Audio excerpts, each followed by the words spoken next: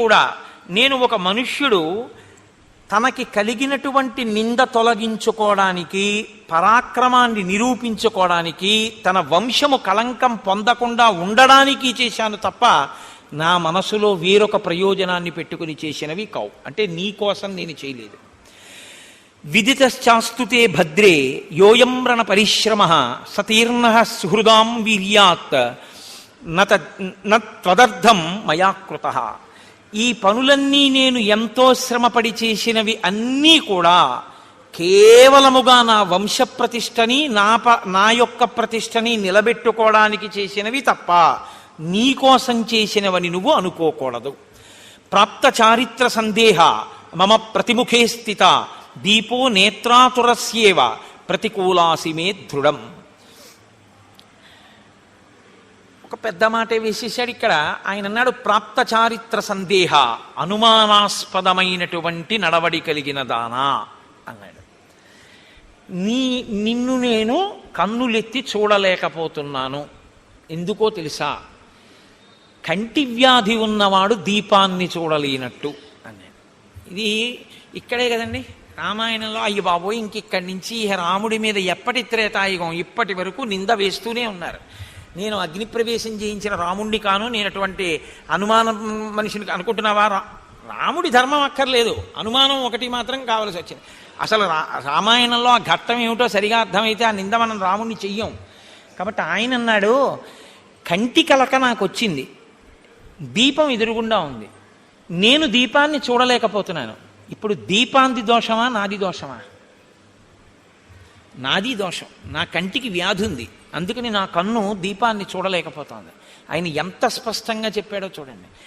నేను నిన్ను నీ నడవడి అనుమానాస్పదము అని ఏ మాట అన్నానో ఆ మాట నా కంటికి పుట్టిన జబ్బు. నీవు దీపశిఖ, దీపశిఖకి ఏదైనా తగిలిందనుకోండి, దీపానికి అగౌరవం ఏమి ఉండదు. దీపం ఎప్పుడూ దీపమే, అది ఎప్పుడూ ప్రకాశిస్తుంటుంది. ఏది పాడైపోతుందంటే దీపంలోకి వెళ్ళిన పురుగు కాలిపోతుంది తప్ప దీపానికి ఏమి ఇబ్బంది ఉండదు. మరి ఇది తెలిసి నన్ను దీపాన్ని ఎందుకు అనలేకపోతున్నావు? నా కంటికి జబ్బు వచ్చింది సీత. ఏమిటో ఆ జబ్బు ఆయన ఎదర చెప్తాడు. ఆయన సీతమ్మని అనుమానించిన వాడు కాదు. నేను ఇవాళ లోకం ఎలా చూస్తుందో ఆ కళ్ళజోడు నీ చెప్తున్నాను. ఎందుకో తెలుసా? రేపు నిన్ను లోకం అంటే నేను తట్టుకోలేను, నీ మీద నా ప్రీతి అటువంటిది. ఇది ఆయన బాధ. అందుకని నిన్ను ఈ మాట అనలేక, నిన్నిలా కన్నులెత్తి చూస్తే, నీ వంక చూస్తే నేను ఇంక అనలేను. అందుకని అసలు చూడలేదు తెలుసా?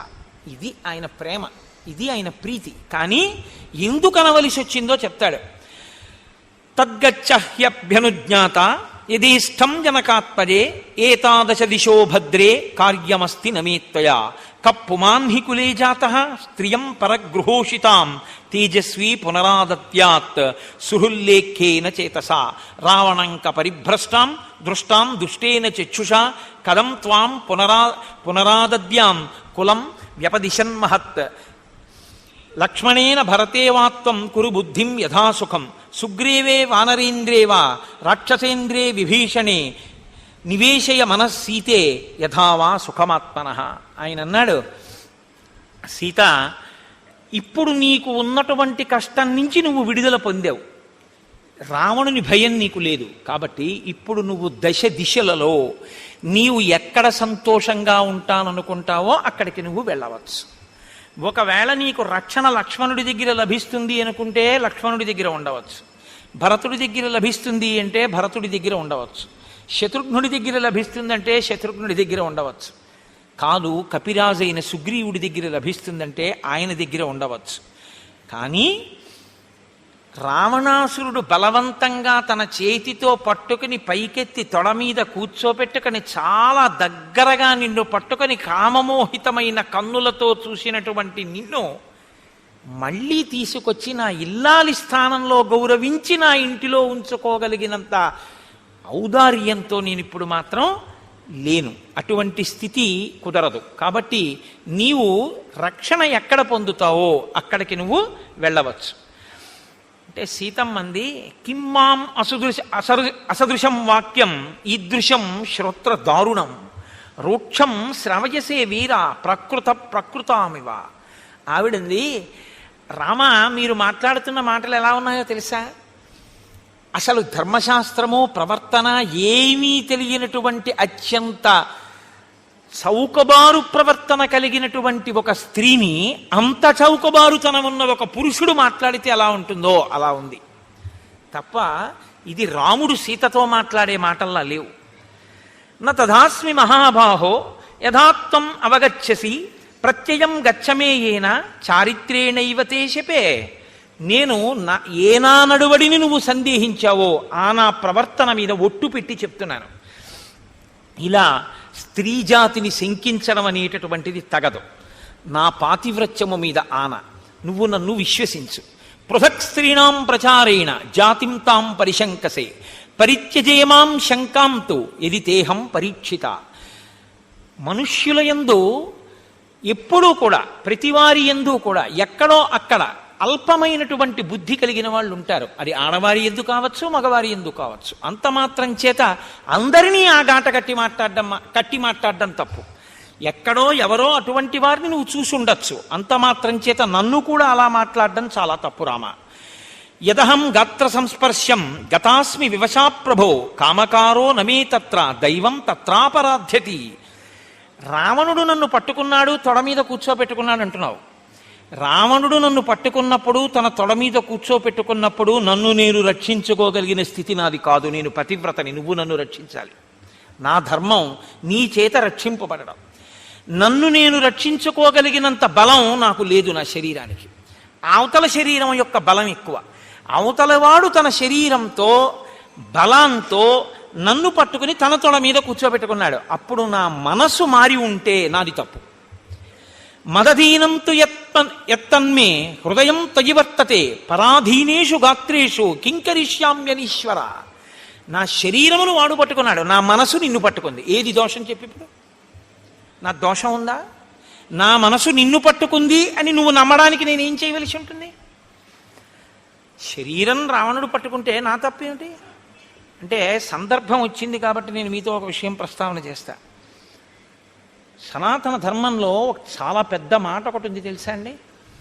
వివాహపూర్వము, వివాహము చేయబడకముందు బలాత్కారముగా స్త్రీ అపహరింపబడి ఆమె యొక్క శీలము చెరపబడితే దుర్మార్గుని వలన ధర్మాత్ముడైన వేరొక పురుషుడు ఆమెని భార్యగా స్వీకరించవచ్చు, ఆమెకు ఏ దోషము కలగదు అని ఉంది.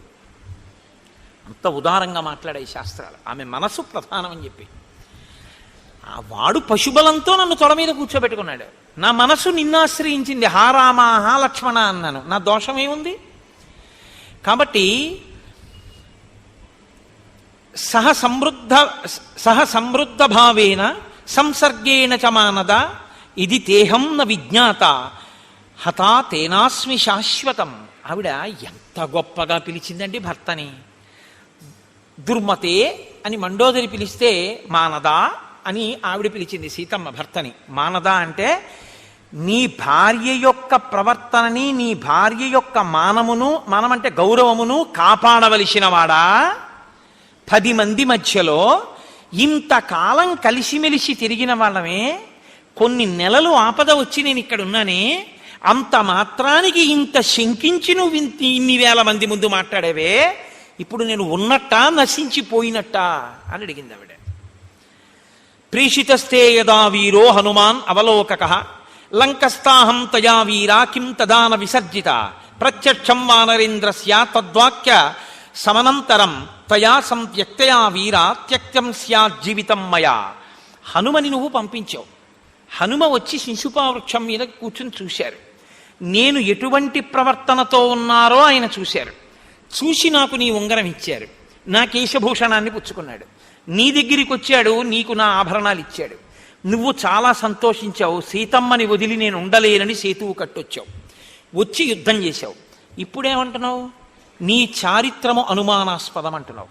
ఈ మాట నువ్వు ఎప్పుడు అనాలి? హనుమతో కబురు చేసినప్పుడే నీ చారిత్రము అనుమానాస్పదము, నా కళంకం తొలగించుకోవడానికి రావణుణ్ణి చంపుతానేమో కానీ నిన్ను స్వీకరించానని ఉంటే నేను నా శరీరం వదిలిపెట్టి ఉండేదాన్ని. అప్పుడు ఎందుకు చేయలేదు ఈ మాట? ఇప్పుడు ఎందుకు వచ్చింది ఈ మాట? అప్పుడు ఎందుకు అనలేదు? అప్పుడు లేని బుద్ధి ఇప్పుడు ఎందుకు పుట్టింది నీలో? ఆవిడేం ఊరుకోలేదండి, మీరు నేను అడగక్కర్లేదు, నిలదీసేసింది 1కి 10. న ప్రమాణీకృత పాణి బాల్యే బాలేన పీడిత మమ భక్తిశ్చ శీలంచ సర్వంతే పృష్ఠతకృతం. ఎప్పుడో చిన్నప్పుడు వివాహమైంది మనిద్దరికి, అప్పుడు చేసావు పాణిగ్రహం. ఆ తర్వాత ఎన్ని సంవత్సరాలు మనిద్దరం కలిసి ఉన్నాం. నేను ఎటువంటి దాననో నీకు తెలీదా? నీ కంటితో చూడని దానికి, నా చేతిలో లేని దానికి నేను కొన్ని నెలల పాటు పరగృహంలో ఉండిపోవలసి వస్తే నా చారిత్రమును, నా మంచితనాన్ని పక్కకి తోసేసి నీ కంటితో చూడని దానికి నింద చేసి నన్ను నువ్వు దూరం చేసి మాట్లాడతావా? ఏవం బ్రువాణారుదతి భాష్ప గద్గద భాషిణి అబ్రవీల్ లక్ష్మణం సీతా దీనం ధ్యానపరం స్థితం చితామ్మే కురు సౌమిత్రే వ్యసనస్యాస్య భేషజం మిథ్యోపఘాతోపహత నాహం జీవితముత్సహే. ఆవిడ వెంటనే లక్ష్మణుడి వంక తిరిగింది. లక్ష్మణ, చితి పేర్చు.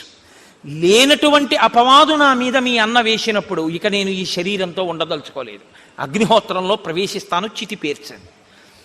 హడిలిపోయి లక్ష్మణస్వామి రాముడి వంక చూశాడు. రాముడు ఎవరి చేత తేరిపారి చూడడానికి వీలు లేనటువంటి స్వరూపంతో ఉన్నాడు. ఆయన ఆమె ఏం చెప్పిందో అది నువ్వు చెయ్యొచ్చు అన్నట్లు చూశాడు. వెంటనే లక్ష్మణస్వామి చితి పేర్చారు. ఆ తల్లి ప్రణమ్య దేవతాభ్యశ్చ బ్రాహ్మణేభ్యశ్చ మైథిలి బద్ధాంజలి పుటాచేదం ఉవాచాగ్ని సమీపతః యథా మే హృదయం నిత్యం నాపసర్పతి రాఘవాత్ తథా లోకస్య సాక్షీ మాం సర్వతః పాతుపావకః యథా మాం శుద్ధచారిత్రాం దుష్టాం జానాతి రాఘవః యథా లోకస్య సాక్షీ మాం సర్వతః పాతుపావకః కర్మణా మనసా వాచా యథా నాతి చరామ్యహం రాఘవం సర్వధర్మజ్ఞం తథా మాం పాతుపావకః ఆదిత్యో భగవాన్ వాయు దిశశ్చంద్రస్తథైవ చ అహశ్చాపి తథా సంధ్యే రాత్రిశ్చ పృథివీ తథా యథాన్యేపి విజానంతి తథా చారిత్ర సంయుతాం ఏవం ఉక్త్వా తు వైదేహీ పరిక్రమ్య హుతాశనం వివేశ జ్వలనం దీప్తం నిస్సంగేన అంతరాత్మన. ఆ తల్లి అగ్నిహోత్రుడికి నమస్కారం చేసి, దిక్పాలకులకు నమస్కారం చేసి, భూమికి నమస్కారం చేసి, పంచభూతములకు నమస్కరించి, నేను ఎన్నడూ త్రికరణ శుద్ధిగా వాక్కాయ కర్మల చేత కేవలము రామచంద్రమూర్తి యందు మాత్రమే మనసున్నదాననైతే, నేను ఎన్నడూ అన్యపురుషుని వైపు మనసు పెట్టని దాననైతే, నా చారిత్రము కళంకము లేనిదైతే, ఇంతమంది దిక్పాలకులు సాక్షిగా ఉన్నటువంటి ప్రవర్తన కలిగిన దానను కనుక నా శీలమునందు దోషము లేకపోతే నేను రక్షింపబడదనుగాక అని ఆమె అగ్నిలో ప్రవేశించింది. ఇప్పుడు ఆవిడ ముందేమంది లక్ష్మణుడితో చితిపేర్చమన్నప్పుడు? నేను ఇక బతకనంది. ఆవిడ ప్రవేశించేటప్పుడు ఏమంది? నా శీలము ప్రకటింపబడి నేను రక్షింపబడదనుగాక అంది. చచ్చిపోవడానికి అగ్నిలోకి వెళ్ళిందా? తన శీలం ఎంత గొప్పదో చెప్పడానికి అగ్నిలోకి వెళ్ళిందా? తన శీలం ఎంత గొప్పదో చెప్పడానికి అగ్నిలోకి వెళ్ళింది. ఆమె శీలం ఎంత గొప్పదో రాముడికి చెప్పడానికి అగ్నిలోకి వెళ్ళిందా? ఆమె శీలం ఎంత గొప్పదో లోకానికి చెప్పడానికి అగ్నిలోకి వెళ్ళిందా? ఎందుకో తెలుసా అండి? దిక్కుమాలిన లోకం ఒక యుగంతో వదిలిపెట్టింది అనుకోకండి సీతమ్మని. ఇంత పరీక్ష రామచంద్రమూర్తి ఎక్కడంటారో రేపొద్దున్న నా భార్యనని అలంకారాలు చేసి తీసుకురండి అన్నారు. ఎగబడి చూశారు ఆవిడ్ని. రాముడు ఊరుకుని పక్కన కూర్చోబెట్టుకుంటే ఇంతందగత్త కాబట్టారా రావణుడు తీసుకెళ్ళాడంటారు కదండి. ఈ మాట అంటారని ఇన్ని నెలల తర్వాత భార్యని చూసినా ఆయనకి తెలుసున్నా ఆవిడ ఎటువంటిదో, లేచి గభాలన చేతులు పట్టుకుని ఆవిడ కళ్ళు తుడవాలనున్నా, ఇవాళ నేనొక్క 5 నిమిషాలు తొందరపడితే జీవితాంతం నిన్ను లోకమనే మాటలకి నీ మీద నాకున్న ప్రేమ వలన ముందు నేను ఏడవలసి వస్తుంది సీత. నువ్వు అంతఃపురంలో ఉంటావు, ముందు నా చెవిన పడతాయి. కాబట్టి నీ చారిత్రం ఏమిటో లోకానికి తెలియ చెప్పాలి. అందుకని ఆయన నా కంటికి జబ్బు వచ్చింది సీత, నువ్వు దీపశిఖవి అన్నాడు. ఆయనకు అనుమానం లేదు. ఇప్పుడు సీతమ్మ రాముని హృదయాన్ని అర్థం చేసుకుంది. రాముడికి కాదు అనుమానం, ఈ లోకం మంచిది కాదు అన్న ఉద్దేశంతో ఆయన అగ్నిలో ప్రవేశించి తన గొప్పతనాన్ని చాటి చెప్పమంటున్నాడు అని ఆవిడ తెలుసుకుంది. అందుకే నా శీలము ప్రకటింపబడుగాక అని కోరింది తప్ప నేను యమస్థానమునో లేకపోతే దేవతాస్థానమునో పొందుదునుగాక అని చెప్పి ఆవిడ సంకల్పం చేయలేదు అగ్నిలో ప్రవేశించేటప్పుడు. వాళ్ళిద్దరి హృదయాలు ఒకటి. అందుకే అస్యాదేవ్యా మనస్తస్మిన్ తస్య చాస్యాం ప్రతిష్ఠితం తేనేయం శచి ధర్మాత్మా ముహూర్తం అపిజీవతి. రాముడి మనసు సీతమ్మ దగ్గర ఉంటుంది, సీతమ్మ మనసు రాముడి దగ్గర ఉంటుంది. రాముడు ఏది ఎందుకు చేస్తున్నాడో సీతమ్మకి తెలుసు, సీతమ్మ ఏది ఎందుకు చేస్తుందో రాముడికి తెలుసు. తప్పసలు సీతారాముల మధ్య ఏ విధమైనటువంటి అవగాహన రాహిత్యము లేదు. అందుకే సీతమ్మ ఆ ప్రశ్నేసింది. నిజంగా రాముడి అనుమానం అయ్యుంటే హనుమ చెప్పిన నాడే నేను సీతమ్మ కోసం యుద్ధం చేయనని చెప్పాలి. ఎక్కడైనా చెప్పారా రామాయణంలో అలాగా? మధురాభాషి అన్నారు. నేను ఒక్క రోజు ఉండలేను, ఇంకా నెల్లాళ్ళు ఉంటానంది సీతమ్మ. నేను ఒక్క క్షణం ఉండలేను, నన్ను ఇక్కడి నుంచి తీసుకెళ్లి లంకలో దింపేవా హనుమ, సీతమ్మని చూడకుండా ఉండలేనన్నారు ఆయన. అంత ప్రేమైకమూర్తి మధ్యలో ఏ సంఘటన జరిగిందని ఇలా మాట్లాడతారు? జరిగిన సంఘటన ఒక్కటే, అపవాదు లోకం వేస్తుంది అన్న భయం. అయితే అంత పిరికితనం ఉండొచ్చా? పిరికితనం కాదు, ధర్మం. ఎందుకో తెలుసా? రేపు రాజారాముడిగా కూర్చోవలసి వస్తే పట్టాభిషేకంలో సీతమ్మ తల్లితో కలిపి పట్టాభిషేకం చేస్తారు. అభిషేకం చేస్తే సీతమ్మతో కలిపి చేస్తారు. చేసేటప్పుడు ఎదురుగుండా ఉన్న వాళ్ళందరూ చెవులు ఇంకోలా కొరుక్కున్నారనుకోండి, బాధ ఎవరికి కలుగుతుంది? అప్పుడు అగ్నిప్రవేశం చేయించడం గొప్పదా? ఇప్పుడు చేయించి సీతమ్మ ఎంత గొప్పదో లోకానికి చాటి చెప్పడం గొప్పదా? రాముణ్ణి తప్పు పడతామే మనం. నేను మిమ్మల్ని ఒక్క మాట అడుగుతాను, గమనించండి. ఇంత గొప్ప పరీక్ష పెట్టారు, నోరు మూసినవాడు ఎవడైనా ఉన్నాడా? ఇలా పట్టాభిషేకం అయిందో లేదో, ఆవిడ గర్భిణి అయిందో లేదో అనరాని మాటలు అన్నారా లేదా? అన్నారు. కాబట్టి రాజారాముడా సీతారాముడా అని సీతమ్మని గంగ ఒడ్డున రామచంద్రమూర్తి దింపవలసి వచ్చిందా లేదా? నీ మీద నాకు అనుమానం లేదు సీత అని భోరున ఏడవలసి వచ్చిందా లేదా? ఆఖరికి ఆయన వంశాంకురాన్ని ఆయనకు అప్పచెప్పి సీతమ్మ భూమిలోకి వెళ్ళిపోవలసి వచ్చిందా లేదా? ఎంత పవిత్రమైన వ్యక్తి అయినా లోకం మాత్రం పొడి చేయడం వదిలిపెట్టిందా ఇంత అగ్ని ప్రవేశం చేసినా? పోనీ త్రేతాయుగం అయిపోయింది, ఆ చాకలి అక్కడతో వదిలిపెట్టాడా? ఆ వాగ్ధోరణి ఎక్కడ వరకు ఉందంటే, ద్వాపర యుగంలో కృష్ణ పరమాత్మగా రాముడు మళ్ళీ అవతారం స్వీకరించి ఇప్పుడైనా సరిగ్గా మాట్లాడతాడేమో చూద్దామని ఏది 2 పట్టుపంచెలు అన్నాడు. ఎట్టెట్రా మనుజేంద్ర చేయలమలు మీకు ఎంబాడియే అని, నేను కంసుడి బంటుని ఒక్క గుద్దుతాను చచ్చిపోతా అన్నాడు. నీకెందుకు రా గొల్లవాడివి అన్నాడంటే, ఆనాటి లక్ష్మణస్వామి ఇప్పుడు బలరాముడు అన్నాడు, అన్నయ్య ఒరే తమ్ముడా, ఆనాడు పేలడం మొదలుపెట్టిన నోరు ఎన్ని పుర్రెలుగా మారినా దీనికి బుద్ధి పోలేదు, ఈ పుర్రె నీ చేత్తో పగలగొట్టయ్యన్నాడు. అంటే కృష్ణ పరమాత్మ తన పిడికిలి బెగించి 1000 వక్కల ఏటు కొట్టారు ఆ పుర్రెని. అంటే ఆ నోటి దురుసుతనానికి ఏది అవకాశంగా దొరుకుతుందని చూడడమే. యుక్తాయుక్త విచక్షణతో మాట్లాడడం లోకంలో అందరికీ ఉండదు. దీని నుంచి భార్యని రక్షించడం రాముని యొక్క ప్రయోజనం. ఆ రక్షించడం, అందుకే ఆవిడంది మానదా అంది. నన్ను రక్షిస్తున్నవాడా, నా గౌరవాన్ని రక్షిస్తున్నవాడా, ఇది ఆవిడికి అర్థమైంది. అర్థం అవంది ఎవరికంటే మనకి. ఇప్పటికీ దిక్కుమాలిన సినిమా డైలాగ్ ఏమిటంటే, నేనేం రాముడిని అనుకుంటున్నావా అనుమానించడానికి అంటాడు. అదొక్కటే పని ఆయనకి. ఇంకా అలా అయితే సీతారాములని నీ పెళ్లి శుభలేక వాళ్ళ పేరే వేశారు, జానక్యాహ కమలామలాంజలి పుటే. మీ నాన్నగారిని అడిగి ఎందుకు వేశారు?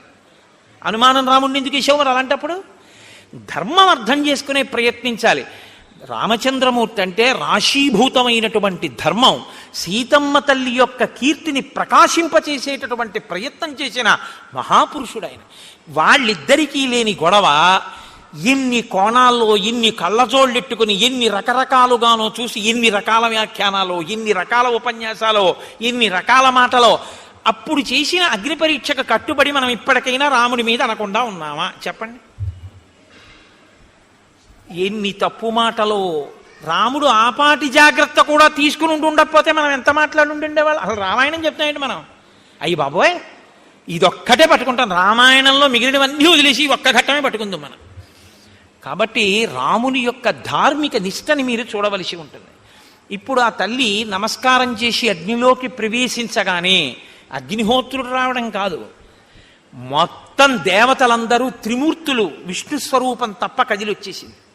వచ్చేసి తతో వై శ్రవణో రాజా యమశ్చ మిత్రకర్షణ సహస్రాక్షో మహేంద్రశ్చ వరుణశ్చ పరంతప షడద్ధనయన శ్రీమాన్ మహాదేవో వృషధ్వజ కర్తా సర్వస్య లోకస్య బ్రహ్మ విదాంబర ఏతే సర్వే సమాగమ్య విమానై సూర్యసన్నిభై ఆగమ్య నగరీం లంకాం అభిజ్ఞుశ్చ రాఘవం. ఆ బ్రహ్మగారు మూడు నేత్రములున్నటువంటి పరమశివుడు త్రయంబకుడు, ఆయనతో పాటుగా వరుణుడు, ఆయనతో పాటుగా ఇంద్రుడు, ఆయనతో పాటుగా కుబేరుడు, వీళ్ళందరూ సూర్యుడితో సమానమైనటువంటి విమానములనెక్కి అక్కడికి వచ్చారు. వచ్చి బ్రహ్మగారు మాట్లాడుతూ, నాయనా నువ్వు దేవాధిదేవుడివి, నువ్వు శ్రీమన్నారాయణుడివి, సృష్టికర్తవి, స్వయంభువి, ఈ లోకాలన్నీ నీయందే పుట్టి నీయందే పెరిగి నీయందే లయమవుతాయి, అటువంటి వాడివి రామా, నీవు ఇవాళ ఇలా సామాన్య మానవుడిగా నిన్ను నువ్వు తలుచుకోవడం ఆశ్చర్యంగా ఉంది అన్నారు. అంటే వెంటనే రాముడు అన్నాడు, ఆత్మానం మానుషం మన్యే రామం దశరథాత్మజం యోహం యస్య యతశ్చాహం భగవాన్స్తద్బ్రవీతుమే. ఏమిటేమిటో అంటున్నారు మీరు, ఆదిమధ్యాంతరహితుడు అంటున్నారు, శ్రీమన్నారాయణుడు అంటున్నారు, సృష్టికర్త అంటున్నారు, స్థితికర్త అంటున్నారు, ప్రళయకర్త అంటున్నారు, నేను అలా అనుకోవట్లేదన్నాడు. ఆయన అన్నాడు, ఆత్మానం మానుషం మన్యే, నన్ను నేనేమనుకుంటున్నానో తెలుసా, ఒక మనుష్యుణ్ణి అనుకుంటున్నాను అన్నాడు. అందుకు మనుష్య జాతి రుణపడింది అన్నది నేను రాముడికి. ఆయన ఆద్యంతములు మనిషిగానే ప్రవర్తించాడు. నేను కేవలం మనుష్యుణ్ణి, రామం దశరథాత్మజం, నేను దాశరథిని, దశరథ మహారాజు గారి కొడుకుని. ఒకవేళ అంతకన్నా ఏమైనా అని మీరేదో అంటున్నారు, అలా ఏదైనా అయితే అది సత్యమా, ఏది నాకు చెప్పండి అన్నారు. ఇది చాలా శక్తివంతమైన స్తోత్రము అంటారు యుద్ధకాండలో. ఇది కేవలం చదివినంత మాత్రం చేత, కేవలం పారాయణ చేసినా, దీన్ని విన్నా ఉత్తరక్షణ ప్రయోజనాన్ని సమకూరుస్తుంది అని వాల్మీకి మహర్షి కాదు, దీని ఫలశ్రుతి స్వయంగా చతుర్ముఖ బ్రహ్మగారు చెప్పారు. అంత శక్తివంతమైన స్తోత్రంగా చెప్తారు.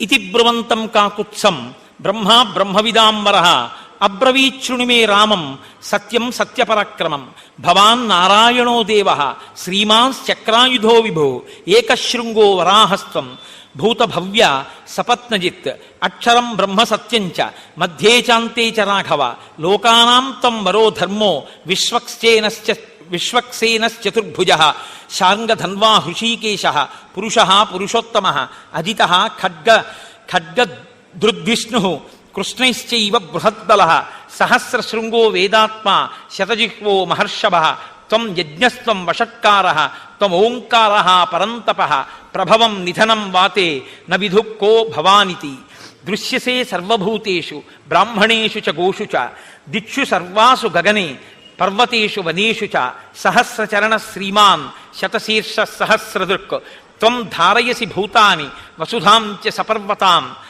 అహంతే హృదయం రామ జిహ్వాదేవీ సరస్వతి దేవా గాత్రేషు రోమాణి నిర్మితా బ్రహ్మణ ప్రభో నిమేషస్తే భవేద్రాత్రి ఉన్మేషస్తే భవేద్దివా సంస్కారాస్తే భవన్ వేద నతదస్తి త్వయా వినా జగత్సర్వం శరీరంతే స్థైర్యంతే వసుధాతలం అగ్నికోప ప్రసాదస్తే సోమ శ్రీవత్సలక్షణ తయా లోకస్త్రయ క్రాంతా పురాణే విక్రమైస్త్రిభిః మహేంద్రశ్చ కృతో రాజా బలిం బద్ధ్వా మహాసురం సీతా లక్ష్మీర్భవాన్ విష్ణుః దేవః కృష్ణ ప్రజాపతిః వదార్థం రావణస్యేహ ప్రవిష్టో మానుషీం తనుం తదిదం న కృతం కార్యం త్వయా ధర్మభృతాంబర నిహతో రావణో నామ ప్రహృష్టో దివమాక్రవ అమోఘం బలవీర్యంతే అమోఘస్తే పరాక్రమ అమోఘం దర్శనం రామ నచ మోఘః స్తవస్తవ అమోఘస్తే భవిష్యంతి భక్తిమంతశ్చయే నరాః ఏ త్వాం దేవం ధ్రువం భక్తాః పురాణం పురుషోత్తమం ప్రాప్నువంతి సదా కామాన్ ఇహలోకే పరత్ర చ ఇమమార్షం స్తవం నిత్యం ఇతిహాసం పురాతనం ఏ నరాః కీర్తియిష్యంతి నాస్తి తేషాం పరాభవః అని చతుర్ముఖ బ్రహ్మగారు ఆ రోజున రామచంద్రమూర్తిని స్తోత్రం చేశారు. మహానుభావ, నువ్వు సాక్షాత్తుగా ఇవాళ కాకుత్సవంశంలో జన్మించినటువంటి నరుడవైన రాముడిగా కనపడుతున్నా, నువ్వే ఆదిమధ్యాంతరహితుడవైనటువంటి శ్రీమన్నారాయణుడవు. శంఖచక్ర గదాపద్మములను పట్టుకునేటటువంటి వాడివి. శాంగమనేటటువంటి ఆ ధనస్సుని, కౌమోదకి అనబడేటటువంటి గదని పట్టుకుంటావు. అటువంటి వాడివి. నందకమనబడేటటువంటి ఖడ్గము నీ యొక్క ఆయుధము. అన్ని వేపులా సైన్యము కలిగిన వాడివి కాబట్టి విశ్వక్సేనుడు అని నీకొక పేరు ఉంది. సమస్త ప్రాణికోటిలో నీవు లయమై ఉంటావు. నీవే ఉండి అనేకమైన నామరూపాలుగా కనపడుతుంటావు. ఇంద్రుని సైతము సృజించేటటువంటి వాడివి. నీ నాభిపద్మంలోంచే చతుర్ముఖ బ్రహ్మనైన నేను సృజింపబడ్డాను. నీవే యజ్ఞస్వరూపం, నీవే వషట్కారం, నీవే ఓంకారం, నీవే గోస్వరూపం, ఈ గగనము, ఈ దిక్కులు అన్నీ కూడా నీ చేత పరివ్యాప్తమై ఉన్నాయి. నీవే అనేక నామములతో అనేక పర్వతములుగా, భూమిగా, అనేకముగా ఇక్కడ ప్రవర్తిల్లి ఉన్నావు. నేను నీ యొక్క హృదయాన్ని, అంటే బ్రహ్మగారు, నేను నీ హృదయాన్ని, నా భార్య అయిన సరస్వతి నీ యొక్క జిహ్వ, దేవతలందరూ నీ రోమములు. ఇది స్వయముగా నీ శరీరముగా చూసినప్పుడు సాకారముగా నువ్వు, అది నీ యొక్క స్థితి. అటువంటి వాడివి. నీ ఉచ్ఛ్వాస నిశ్వాసలే వేదముగా ఉంటాయి. నీవు కన్ను మూస్తే రాత్రి, నువ్వు కన్ను తెరిస్తే పగలు. అటువంటి నువ్వు శ్రీవత్సము అనేటటువంటి చిహ్నము కలిగినటువంటి శ్రీమన్నారాయణుడు. బలిచక్రవర్తిని అదుపు చేసి ఈ భూమినంతటినీ ఇంద్రుడికి దానము చేసినటువంటి ఉపేంద్రుడవు. లోకకంటకుడైన రావణుణ్ణి వధించడానికి ఈ భూమండలంలో రామచంద్రమూర్తిగా దశరథ మహారాజు గారి యొక్క కుమారుడిగా అవతరించిన వాడివి. సాక్షాత్ శ్రీ మహాలక్ష్మియే సీతమ్మ. ఆమెయే సీతమ్మగా అవతరించింది. నీ తేజో బలపరాక్రమములు అమోఘములు. ఇవాళ నీ యొక్క యథార్థ స్వరూపం గురించి నేను చేసినటువంటి ఈ స్తోత్రం ఏదుందో ఆ స్తోత్రాన్ని ప్రతినిత్యము ఎవరు చదువుతారో అటువంటి వారికి పునర్జన్మ ఉండదు. వారు మోక్షాన్ని పొందుతారు, కైవల్యాన్ని పొందుతారు. ఇది శాశ్వతమైనది. దీని వలన జీవులకు సమస్త పాపము ధ్వంసమవుతుంది. ఇది అంత గొప్ప స్తోత్రమని చతుర్ముఖ బ్రహ్మగారు రామచంద్రమూర్తి యొక్క యథార్థమైన స్థితిని ఆవిష్కరిస్తూ స్తోత్రం చేశారు. అయినా రాముడు మాత్రం మనుష్యుడుగానే నిలబడ్డాడు. అప్పుడు అగ్నిదేవుడు సీతమ్మ తల్లి ప్రవేశించినటువంటి చితిగుండంలోంచి బయటికి వచ్చి అబ్రవీచ్చ తదా రామం సాక్షీలోకస్య పావక ఏషాతే రామ వైదేహి పాపమస్యాం న విద్యతే. నాయనా రామ, ఈ తల్లి సీతమ్మకి ఏ పాపము అంటనిది. త్రికరణ శుద్ధిగా ఈ తల్లి నిరంతరము నిన్ను మాత్రమే సేవించినది. ప్రలోభ్యమానా వివిధం భర్తృమానా చ మైథిలి నా చింతయత తద్రక్ష త్వద్గతేనాంతరాత్మన విశుద్ధభావాం నిష్పాపాం ప్రతి గృహీశ్వరాఘవ నకించిదభిధాతవ్యం అహం ఆజ్ఞాపయామితే దధ్యౌ ముహూర్తం ధర్మాత్మ భాష్ప వ్యాకులోచన. అప్పుడు అగ్నిహోత్రుడు అన్నాడు, ఎన్ని రకాలుగా రావణుడు ప్రలోభ పెట్టాలో అన్ని రకాలుగా ప్రలోభ పెట్టినా ఈమె మాత్రం తన మనసుని నీయందు మాత్రమే నిలబెట్టుకున్నటువంటి తల్లి. ఉత్తమమైనటువంటి చారిత్రము కలిగినటువంటిది. ఎన్నడూ ఏ దోషము ఎరుగనిది. ఇటువంటి సీతమ్మ తల్లిని అతిక్రమించి నీవు మాట్లాడకూడదు. కాబట్టి ఈ సీతమ్మని నువ్వు స్వీకరించవలసింది, ఇది నా ఆజ్ఞ అన్నాడు. అప్పుడు రాముడు సీతమ్మ వంక చూశాట. ఇలా చూడగానే దధ్యౌ ముహూర్తం ధర్మాత్మ భాష్ప వ్యాకులలోచన. ఇలా చూడగానే ఆయన కన్నుల వెంట బడబడబడబడా నీళ్లు కారిపోయేట. సీత, నువ్వు ఇటువంటి దానివని తెలిసి కూడా లోకానికి నువ్వు ఇటువంటి దానివని నిరూపించడానికి ఎంత పెద్ద మాట అనవలసి వచ్చిందో అని బాధతో వలవలా ఏడ్చేట. ఏడ్చి రాముడు అగ్నిహోత్రుడితో అన్నాడు, అవశ్యం త్రిషు లోకేషు న సీతా పాపమర్హతి దీర్ఘకాలోషితాహీయం రావణంతఃపురే శుభా. నాకు తెలుసు సీతమ్మ తల్లి యందు ఏ దోషము లేదు అన్న విషయం నాకు స్పష్టంగా తెలుసు. రావణాంతఃపురం కాదు, ఎక్కడ ఉన్నా సీతమ్మ సీతమ్మే. బాలిశక్కలు కామాత్మ రామో దశరథాత్మజ ఇది వక్ష్యంతి మాంసంతో జానకీం అవిశోత్యహి. నేను కాని సీతమ్మ తల్లి యొక్క వైభవాన్ని ప్రకటింపచేసే అవకాశం ఇవ్వకపోతే రేపొద్దున్న లోకమంతా ఏమంటుందంటే బాలిష ఖలు కామాత్మ. జ్ఞానము లేనివాడు రాముడు, కాముకుడు. అందుకని 10 నెలలు ఆ రావణుడి కొలువుకూటంలో ఉన్నటువంటి సీతమ్మని ఏలుకున్నాడని నన్ను నింద వేస్తుంది. ఆ మాట నన్నని సీతమ్మని నింద చేస్తే నేను సీతమ్మ తల్లి గురించి ఆ మాటలు వినలేను. కనుక ఆవిడ వైభవాన్ని ప్రకటింపచేయడానికి ఇంత క్రూరంగా ప్రవర్తించాను తప్ప సీతమ్మ తల్లి పట్ల నాకు కించిత్తు కూడా అన్యమైనటువంటి అభిప్రాయం లేదు. అనన్య హృదయాం భక్తాం మచ్చిత్త పరివర్తినీం ఆహమప్యవగచ్చామి మైథిలీం జనకాత్మజాం. ఈ జనకుని కూతురైనటువంటి మైథిలి యొక్క మనస్సు నిరంతరము నాయందే ఉంటుందని, నన్ను అనుసరించి ఉంటుందని నాకు స్పష్టంగా తెలుసు అని విశుద్ధాత్రిషు లోకేషు మైథిలీ జనకాత్మజ నహి హాతుం ఇయం శక్య కీర్తిరత్మవతాయథ. మంచి ప్రవర్తన కలిగినటువంటి వ్యక్తికి కీర్తి నీడలా అనుసరిస్తుంది. ఒక వ్యక్తి తన కీర్తిని విడిచిపెట్టేయి అంటే విడిచిపెడతాడా? తన కీర్తిని తాను ఎలా విడిచిపెట్టలేడో ఈ సీతమ్మని విడిచిపెట్టడం కూడా అలాగే సంభవం కాదు. ఈమెను విడిచిపెట్టి నేను ఒక్క క్షణం బ్రతకలేను. నాకు సీతమ్మ పట్ల ఉన్న అభిప్రాయం అది అని ఆమెని స్వీకరించి తన తొడ మీద కూర్చోపెట్టుకున్నారు. ఆ తదనంతరము దేవతలందరూ అక్కడికొచ్చి నిలబడ్డారు. నిలబడిన తరువాత పరమేశ్వరుడు గ్రహించాడు, పరమశివుడు మనుష్యుడిగా ఇక్కడ పుట్టి 11,000 సంవత్సరములు ఈ భూమండలం మీద ఉంటానన్నాడు.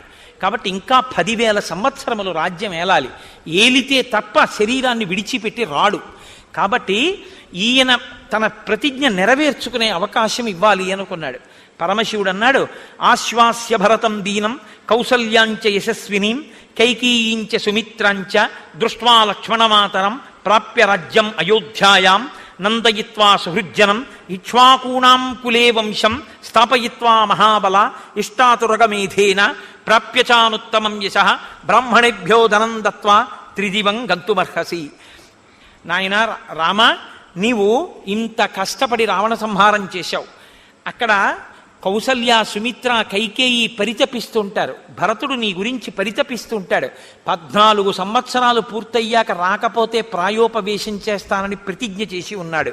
కాబట్టి నువ్వు అయోధ్యకి వెళ్ళు, నీ తల్లుల్ని సేద తీర్చు, భరతుణ్ణి సేద తీర్చు, పట్టం కట్టుకో, 10,000 సంవత్సరములు రాజ్యపాలన చెయ్యి, అశ్వమేధాది యాగములను ఎన్నో యాగములను చెయ్యి. ధర్మమన్న మాటకి పర్యాయపదంగా నీ యొక్క నడుబడి ఉంటుంది. అటువంటి వాడివి బ్రాహ్మణులకు కావలసినంత ధనాన్ని దానం చేస్తావు. చిట్ట చివర 11,000 సంవత్సరములు పూర్తయిన తరువాత నువ్వు మళ్ళీ నీ యథాలోకాన్ని చేరుకుంటావు. ఒక మనుష్యుడు తన ధర్మాన్ని ఎలా నిర్వర్తిస్తాడో, తన పితృరుణాన్ని ఎలా తీర్చుకుంటాడో అలా ఇక్ష్వాకు వంశాభివృద్ధికి నువ్వు కొడుకుల్ని కూడా కన్న తరువాత 11,000 సంవత్సరములు పూర్తయిన తరువాత తిరిగి నీ యొక్క లోకానికి నువ్వు వద్దువుగానివి. అదిగో నీ చారిత్రమునకు మురిసిపోయినటువంటి నీ తండ్రి స్వర్గలోకం నుంచి ఇంద్రుడి యొక్క విమానంలో వచ్చి ఉన్నాడు, నువ్వు వెళ్ళి చూడవలసింది అన్నారు. ఏషరాజా విమానస్థః పితా దశరథస్తవ కాకుత్సవానుషే లోకే గురుస్తవ మహాయశాః ఇంద్రలోకం గత శ్రీమాన్ తయా పుత్రేణ తారితః లక్ష్మణేన సహ భ్రాత్రా త్వమేనం అభివాదయ మహాదేవ వచశ్రుత్వా కాకుత్సః సహ లక్ష్మణః విమానశిఖరస్తస్య ప్రణామం అకరోత్పితు. ఆయన వెంటనే ఆ విమానంలో కూర్చుని ఉన్నటువంటి దశరథ మహారాజు గారికి లక్ష్మణ సహితుడై సీతమ్మతో కలిసి నమస్కరించాడు. వెంటనే దశరథ మహారాజు గారు రామచంద్రమూర్తిని తొడ మీద కూర్చోబెట్టుకుని సంతోషంతో చెయ్యి వేసి దగ్గరికి తీసుకుని, నాయనా, నీలాంటి కొడుకు పుట్టినందుకు నేను ఇవాళ ఊర్ధ్వలోకాలు పొందాను, సత్యంలో నిలబడ్డాను అన్న ప్రతిష్ట పొందాను, స్వర్గలోకంలో ఉన్నాను, ఇంద్రుడి యొక్క విమానంలో నిన్ను చూడ్డానికి వచ్చాను. నేను నీకు పట్టాభిషేకం చేసి రాజ్యం ఇవ్వాలనుకున్నాను, కానీ పట్టాభిషేకం భగ్నమైపోయిందని బెంగ పెట్టుకుని 14 ఏళ్లు నిన్ను చూడకుండా ఉండలేను అని ప్రాణం వదిలిపెట్టాను. ఊర్ధ్వలోకాలకి వెళ్ళాక నాతో దేవతలు చెప్పారు, ఇదానీంతు విజానామి యథాసౌమ్య సురేశ్వరై వదార్థం రావణస్యేదం విహితం పురుషోత్తమ. రావణవధ కొరకే పట్టాభిషేకాన్ని భగ్నం చేయడానికి దేవతలు ఆ మందరని ప్రయోగించారు. కాబట్టి నాయనా రామ, నువ్వు వెళ్ళి చక్కగా పట్టాభిషేకం చేసుకుని రాజ్య పరిపాలన చెయ్యి, నీ తల్లులు ఊరడిల్లుతారు అన్న తర్వాత రామచంద్రమూర్తి దశరథ మహారాజు గారిని ఒక వరం అడిగాడు. కురుప్రసాదం ధర్మజ్ఞ కైకేయ్యా భరతస్య చ సపుత్రాం త్వాం త్యజానీతి యదుక్తా కైకేయీత్వయా సశాప కైకేయీం ఘోరః సపుత్రాం న స్పృశేత్ ప్రభో. నీవు ఒకానొకప్పుడు నాకు రాజ్యం ఇవ్వకుండా కైకేయి అడ్డుపడిందన్న ఆగ్రహావేశంలో ఒక మాటన్నావు, ఒక శాపవాక్కుని విడిచిపెట్టావు. ఈనాటి నుంచి కైకమ్మ కానీ భరతుడు కానీ నాకు భార్య కుమారులు కాకుండా పోతారన్నావు. ఆ శాపవాక్కుని ఉపసంహారం చెయ్యి. కైకమ్మ నీకు భార్యయే, మాకు తల్లియే. భరతుడు నీకు కుమారుడే, నాకు తమ్ముడే. తండ్రి అది అనుగ్రహించమన్నారు. అది రాముడి ధర్మం అంటే. దశరథ మహారాజు గారు సంతోషించి ఎంతో ఆనందించి తప్పకుండా అలాగేనన్నారు. సీతమ్మ వంక తిరిగి, అమ్మా, నీ వంటి కోడలు పెద్ద కోడలుగా లభించినందుకు పొంగిపోతున్నాను తల్లి అని, కర్తవ్యోనతో వైదేహి మన్యుస్వాగమిమం ప్రతి రామేణ విశుద్ధ్యర్థం కృతమే తద్దితేషిణ. అమ్మా, రాముడు నువ్వు కనపడగానే స్వీకరించలేదు అని మనసులో కోపం పెట్టుకోకు. రాముని యొక్క అంతరంగం ఇవాళ పితృదేవస్థ స్థానంలో ఉన్నాను కాబట్టి నాకు తెలుసు. నీ శీల వైభవం అందరూ తెలుసుకోవాలన్నది ఆయన కోరిక తప్ప ఈషన్మాత్రం కూడా రాముడికి నీ మీద అనుమానం లేదమ్మా. కాబట్టి మీరు బయలుదేరి సంతోషంగా హాయిగా ఆనందంగా జీవితాన్ని గడపండి అని దశరథ మహారాజు గారు సమాశ్వాసించి దేవతలందరూ తిరిగి వెళ్ళిపోతుంటే ఇంద్రుడు అన్నాడు, మేము కనపడిన తరువాత ఉత్తినే వెళ్ళిపోకూడదు, దేవతలకు అదో లక్షణం, ఏదో ఒక వరం ఇవ్వాలి, కాబట్టి రామా నీకు మేము ఏం ఉపకారం చేయగలమో చెప్పు అన్నారు.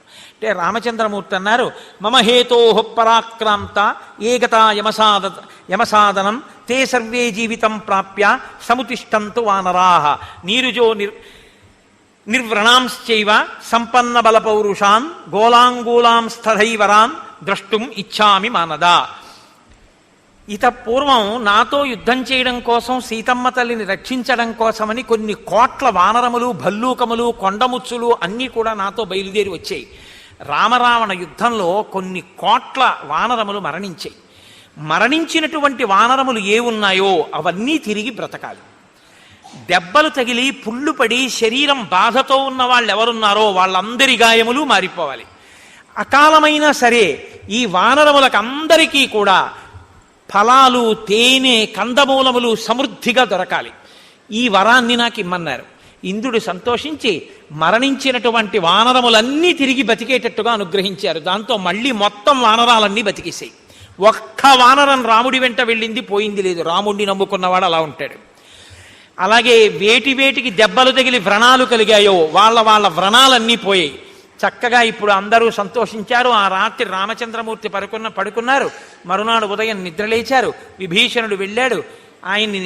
ఆయన నిద్రలేచిన తర్వాత ఆయన్ని కలుసుకున్నాడు. మహానుభావా, మా భాగ్య విశేషం, సీతమ్మ తల్లి పుణ్యమా అని నువ్వు లంకాపట్టణానికి వచ్చావు, కాబట్టి నువ్వు వెళ్ళిపోకుండా ఇక్కడ కొద్ది రోజులు ఉండవలసింది అన్నారు. నాయనా కుదరదు, 14 సంవత్సరములు పూర్తయ్యేసరికి అక్కడ భరతుడు ఎదురు చూస్తుంటాడు, కాబట్టి నేను తిరిగి వెళ్ళిపోవాలి. మళ్ళీ ఇంత దూరం కాలినడకన ఎంత తొందరగా చేరగలనా అన్నదే నేను బెంగపెట్టుకున్నానన్నారు. విభీషణుడు అన్నాడు, ఆ బెంగ అవసరం లేదు, నా దగ్గర పుష్పక విమానం ఉంది, పుష్పక విమానంలో బయలుదేరుదురుగానన్నారు. సీతమ్మ తల్లిని ముడిలో కూర్చోబెట్టగానే రామచంద్రమూర్తి లక్ష్మణ సహితుడై పుష్పక విమానం ఎక్కి అక్కడ ఉన్నటువంటి విభీషణుణ్ణి, సుగ్రీవుణ్ణి, వానర నాయకుల్ని పిలిచి మీ సామ్రాజ్యములకు మీరు చేరి ధర్మాన్ని ఆధారంగా చేసుకుని రాజ్య పరిపాలన చెయ్యండి అన్నారు. అంటే విభీషణాదులు అన్నారు, రామా మాకు అయోధ్యకి వచ్చి పట్టాభిషేకం చూడాలని కోరికగా ఉంది అన్నారు. అయ్యో దానికేం పోయింది, 2 ఎక్కండి అన్నారు. వానరులు, రాక్షసులు అందరూ విమానం ఎక్కారు. ఎంతమంది ఎక్కినా ఒకళ్ళకి చోటు ఉంటుంది. విమానం పైకి లేదు. If you like this video, hit the like button. For more videos, subscribe to our channel. If you have learned anything from this video, comment down below. Subscribe.